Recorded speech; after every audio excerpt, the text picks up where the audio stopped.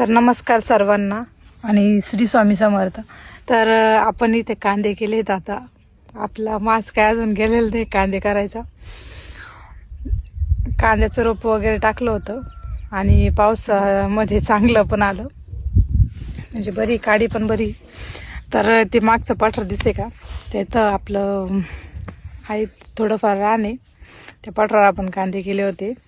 तर झालं असं, कांदे मला वाटतं एकरभर असतील केलेले. तर कांदे पण चांगले निघले व्यवस्थित, देवाच्या कृपेने व्यवस्थित निघले कांदे.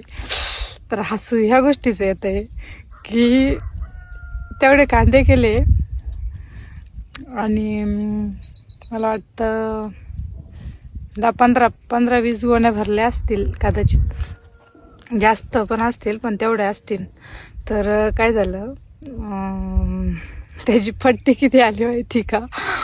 तर त्याची पट्टी ही फक्त 1000 रुपये आली. मला आहे ना हसू ह्या गोष्टीचं येतं आहे. शेतकरी राजा इतका राबतो, इतका हे करतो, आणि तरी पण माज गेलेला नाही. कांदेच लावले परत. विषय नाही, शेतकऱ्याचा विषय सोडूनच द्यायचा, बोलायचंच नाही काही पुढं. तर श्री स्वामी समर्थ. जाऊ द्या आता, कोणाला काय बोलता नाही का, कर्म